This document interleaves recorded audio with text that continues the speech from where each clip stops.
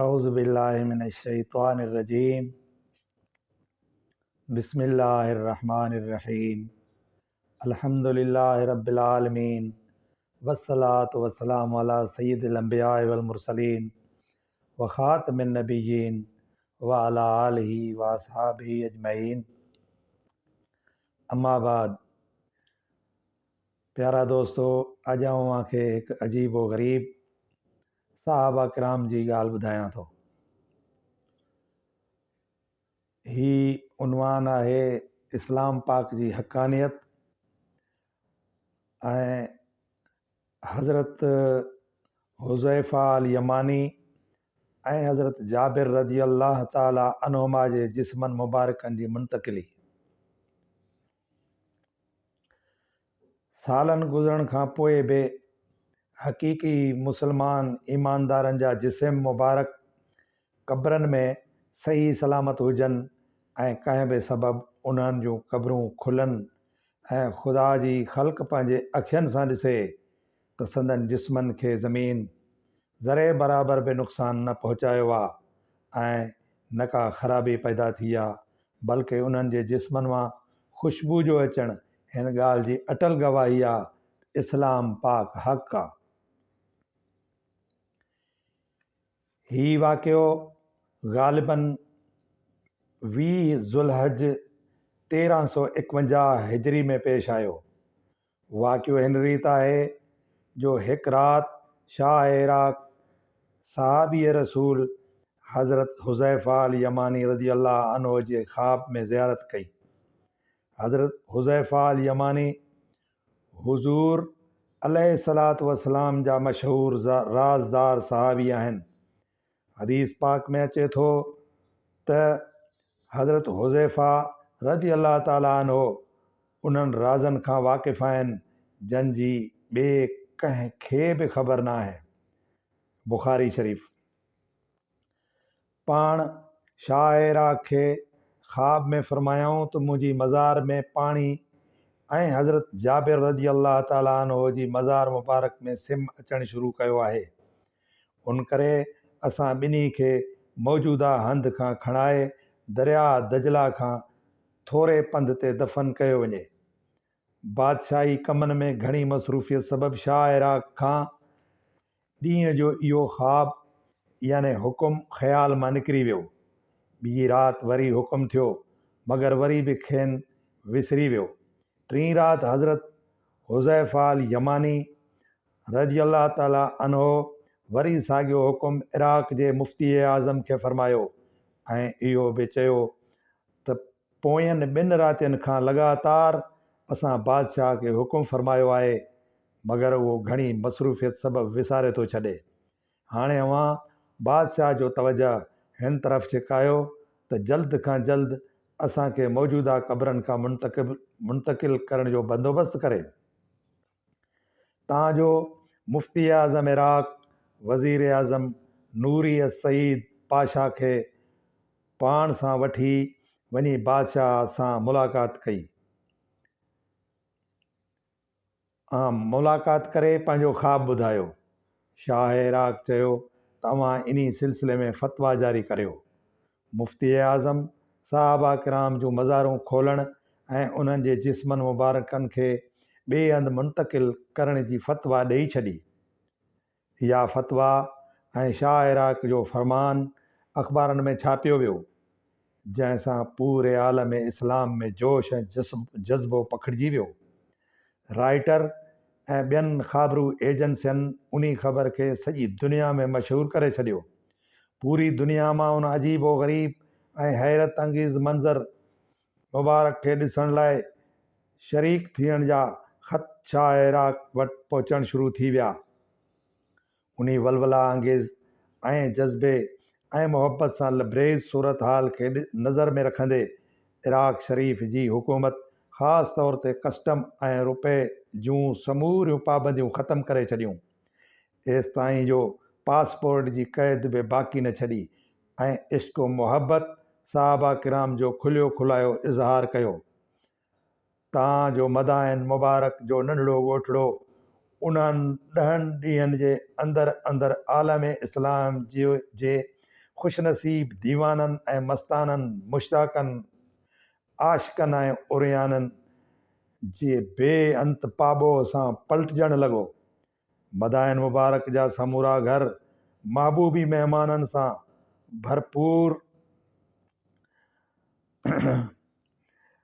महबूबी महिमाननि सां भरिजी विया ऐं बाज़ारनि में बयान खां ॿाहिरि हुजूम हो।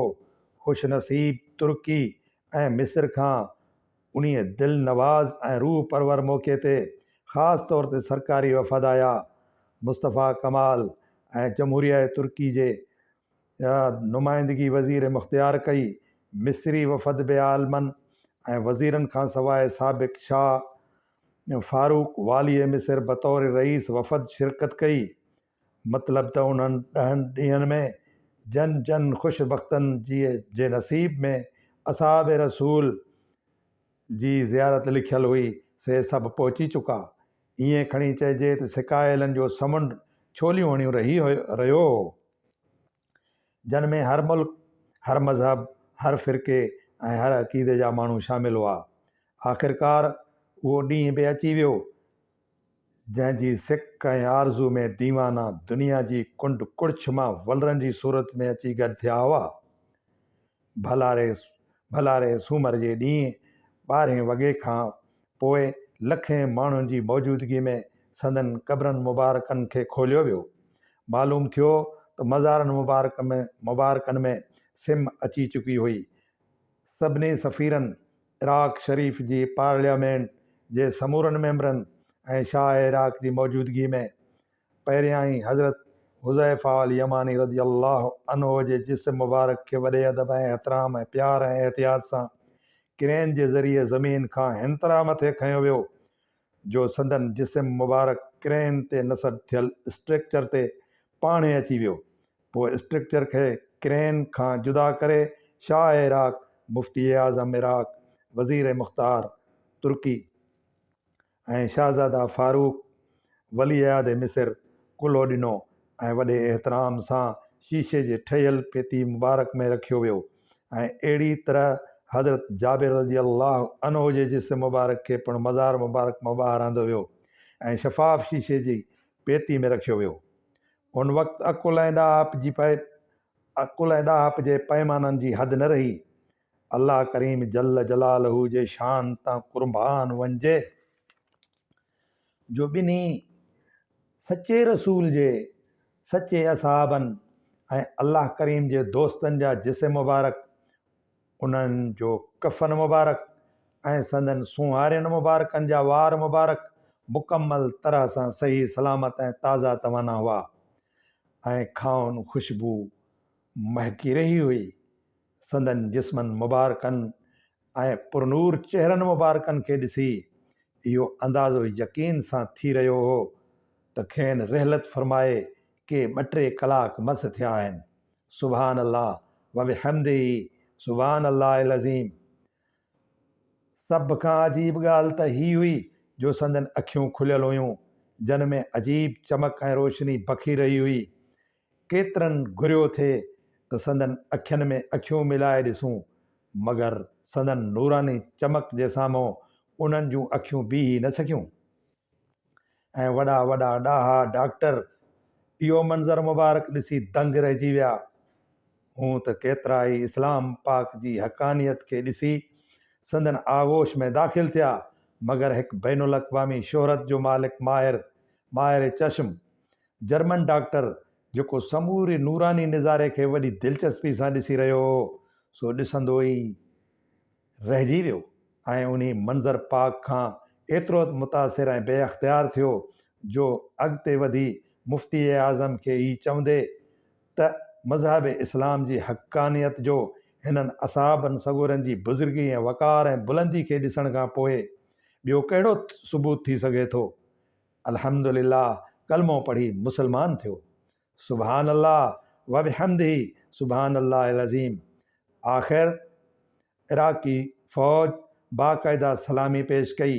उनखां पोइ बादशाहनि ऐं उलमान संदन जिस्मनि मुबारकनि जे पेतियुनि खे कुल्हो ॾिनो ऐं संदन जिस्म मुबारक मथे थिया। चंद क़दमनि खां पोइ सफ़ीरनि ऐं दुवलनि कुल्हो ॾिनो ऐं पोइ आला हुकाम खे इहो शर्फ़ हासिलु थियो। उनखां पोइ हर उन शख़्स खे इहो एज़ाज़ नसीब थियो जो उते मौजूदु हो। सुबहान अल्लाह व बिहम्दिही सुबहान अल्लाहिल अज़ीम। तक़रीबन 71 साल अॻु में दुनिया जे साम्हूं ईंदड़ इहो ईमान अफ़रोज़ ऐं रूह परवर हैरत में विझंदड़ वाक़ियो इस्लाम पाक जी हक़ानियत ऐं सचाई जो खुलियो खुलायो सबूत आहे। सुबहान अल्लाह व बिहम्दिही सुबहान अल्लाहिल अज़ीम। दोस्तो, ही हक़ीक़त अव्हां जी ख़िदमत में पेश कई आहे। उमेद त अव्हांखे ॿुधी तमामु घणी ख़ुशी थींदी ऐं इस्लाम पाक जी हक़ानियत ते तव्हांजो यकीन ऐं ईमान पुख़्तो थींदो। वमा अलैना इल्लल बलागुल मुबीन।